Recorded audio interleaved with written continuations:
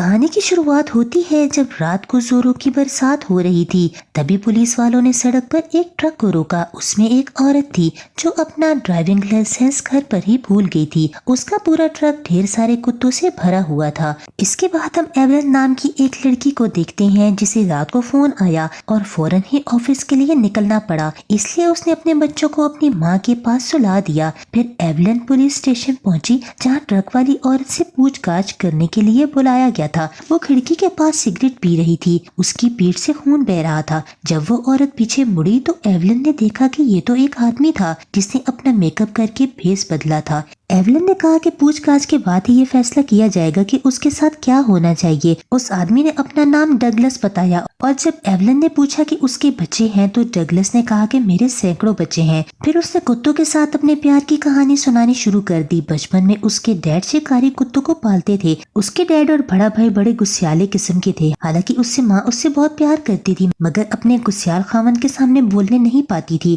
اس کے ڈیڈ کتوں کو بھوکا رکھ کر انہیں شکاری کتا بناتے، لیکن ڈگلس اکثر کتوں کو کھانا کھلا دیتا تھا۔ جب اس کے ڈیڈ کو یہ پتا چلا کہ انہوں نے اسے بھی کتوں کے ساتھ پنجرے میں بند کر دیا، سبھی کتوں نے اپنے نئے ساتھی کو گلے لگا کر اسے گرماہٹ دی۔ اس کی ماں دوبارہ سے پریگننٹ ہوئی تو اس نے سوچ لیا کہ اپنے ہونے والے بچے کو اس ماحول میں نہیں پالے گی، اس لیے وہ موقع دیکھ کر گھر سے بھاگ گئی۔ جاتے ہوئے اس نے ڈگلس کو کھانے کے کئی ڈبے دیے جس وجہ سے ڈگلس کو پنجرے میں زیادہ پریشانی نہیں ہوئی۔ خیر کہانی کے بیچ میں ہی ایولن اٹھ کر واپس گھر آئی۔ اس کی ماں نے اسے بتایا کہ اس کا شرابی شوہر گھر کے آس پاس آ کر بچے سے ملنے کی کوشش کر رہا تھا، جبکہ کورٹ نے اسے ایولن اور اس کے بچے سے دور رہنے کی سخت ہدایت دی تھی۔ ادھر گرفتاری سے پہلے ایک لڑکا ڈگلس کو ایک لاوارث کتا دینے آیا تھا۔ اس نے بتایا کہ ایلور ڈوگو نام کا ایک گینگسٹر مارتھا نام کی ایک عورت کو بہت زیادہ پریشان کر رہا ہے۔ تب ڈگلس نے اس کی مدد کرنے کا فیصلہ کیا۔ اس نے کالے کپڑے پہن کر عورت کا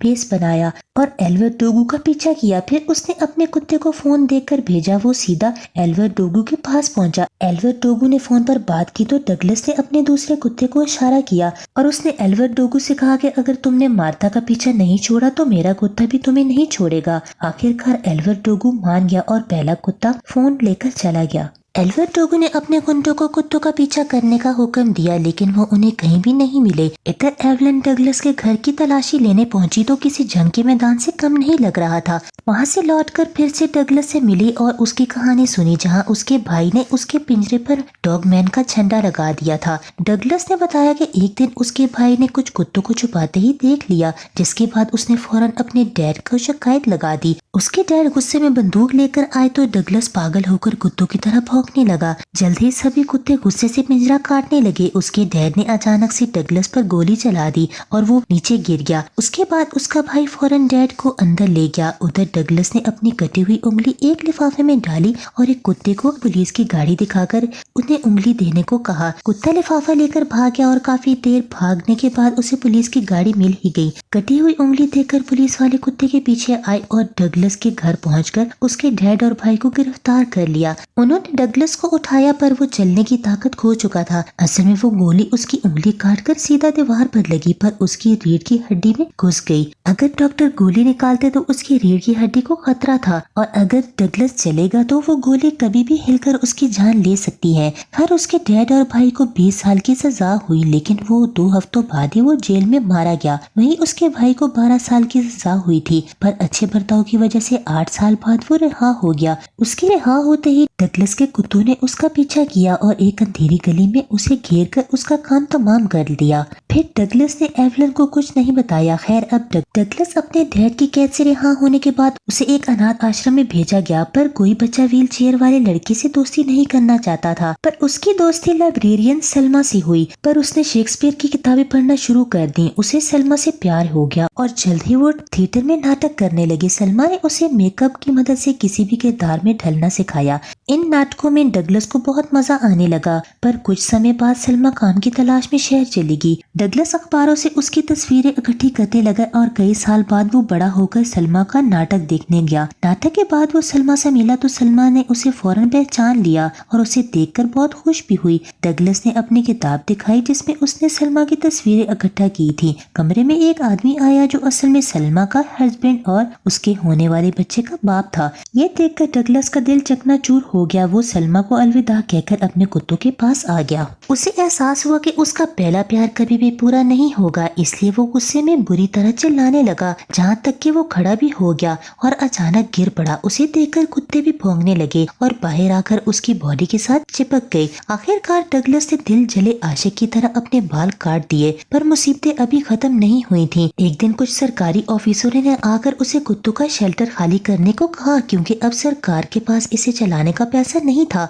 असल में वो जमीन कंपनीज को बेचकर पैसे कमाना चाहते थे। आखिर डगलस अपने कुत्तों को लेकर एक खंडर जैसी लैब में आ गया और इतने ज्यादा कुत्तों को खाना खिलाने के लिए उसे पैसों की जरूरत थी, इसलिए डगलस ने काम ढूंढना शुरू किया। उसने हर जगह काम ढूंढना शुरू किया, पर किसी ने भी उसे नौकरी नहीं दी, क्योंकि वो अपाहज आदमी को काम में नहीं रख सकते थे। खैर एक दिन वो थिएटर में शो देखने गया, जहाँ उसे पुराने दिन याद आ गए। उसने इस ग्रुप के साथ काम करने की ख्वाहिश जाहिर की और कुछ समय तक खड़े होकर भी दिखाया। उसे देखकर सभी हैरान रह गए। सभी कलाकारों ने उसकी तारीफ की और आखिरकार डायरेक्टर ने उसे ग्रुप में शामिल कर लिया। जल्दी डगलस की परफॉर्मेंस का दिन आ गया। वो मेकअप लगाकर तैयार हो गया। उसके साथी उसे स्टेज तक ले आई। वो खड़ा हो गया। जब पर्दा खुला तो उसने बेहतरीन फ्रेंच गाना सुनाया, जिसे लोगों ने बेहद पसंद किया। उसके बाद एवलिन ने उससे पूछा कि वो गाने के अलावा कुछ और भी करता है क्या, तो डगलस ने कहा कि लोगों को अपने कुत्ते देकर उनकी हिफाजत करने में मदद करता है। उसने बताया कि उसके कुत्ते इतने समझदार हैं कि खाना बनाने के समय उसे सही तरह के मिसालें लाकर दे सकती हैं।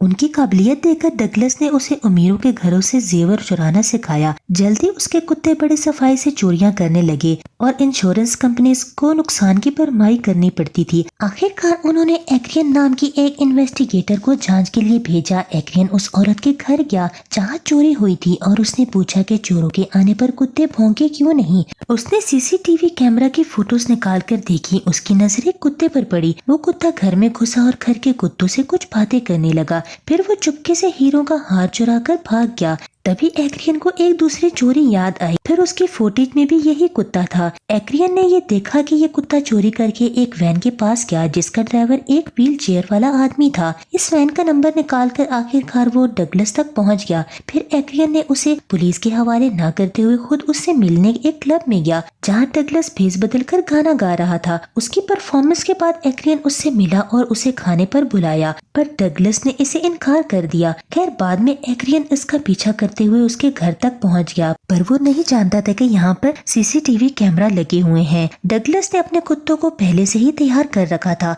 अचानक एक्रियन ने बंदूक निकाली और डगलस से सारे चोरी किए हुए जेवर मांगे। उन्हें पाकर वो खुद अमीर होना चाहता था। डगलस ने उसे तिजोरी का पासकोड बता दिया। एक्रियन सारे जेवर लेकर जाने लगा, पर अचानक डगलस ने उसे डिनर के लिए रोकने के लिए कहा। एक्रियन मान गया। वो क्या जानता था कि आज रात वो कुत्तों का डिनर वही बनने वाला है। जल्दी डगलस के इशारे पर कुत्तों ने एक्रियन पर अटैक कर दिया और उसे बुरी तरह नोच नोच कर खा गए। और फिर एक दिन डगलस ने परफॉर्मेंस के लिए मैनुअल मुनरी का भेस बनाया। एल्वर डोगू के गुंडों ने उसके अड्डे पर हमला कर दिया। उन्हें खबर मिली थी कि उस दिन डगलस के कुत्तों ने ही एल्वर डोगू पर हमला किया था। जब डगलस ने गोली की आवाज सुनी तो उसने अपने कुत्तों के सामने जंग का ऐलान किया और उसने खुद भी एक बंदूक उठा ली। फिर उसके कुत्तों ने गुंडों को घर में मौजूद अलग अलग जगहों पर ले गए। उन्होंने किसी को बिजली के झटके तो किसी को घड़े में गिराकर मार डाला, किसी को रस्सी के साथ लटका दिया और किसी को कच्चा चबा गए। डगलस ने अपनी बंदूक से गुंडों का सफाया कर दिया था और पीछे से कुछ गुंडों ने उन पर हमला करके उसे जख्मी कर दिया।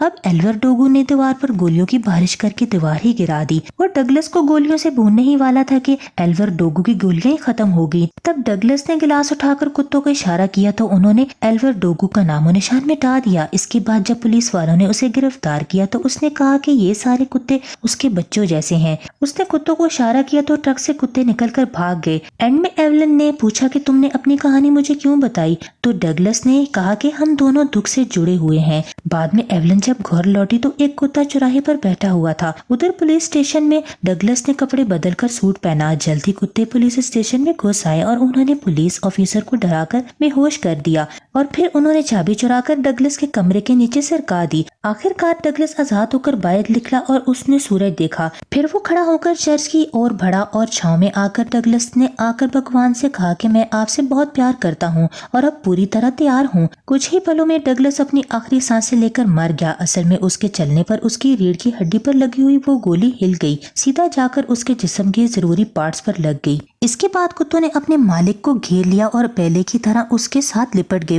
وہی دوسری اور ایولن اپنے بچوں کو سلا رہی تھی اور اچانک اس نے دیکھا کہ گھر کے باہر ایک کتا بیٹھا ہوا تھا۔ وہ سمجھ گئی کہ یہ ڈگلس کی طرف سے ایک آخری تحفہ ہے جو ایولن نے اور اس کے بچے کو اس کے شرابی شوہر سے بچانے کے لیے بھیجا تھا۔ اور اسی کے ساتھ یہ کہانی ختم ہو جاتی ہے۔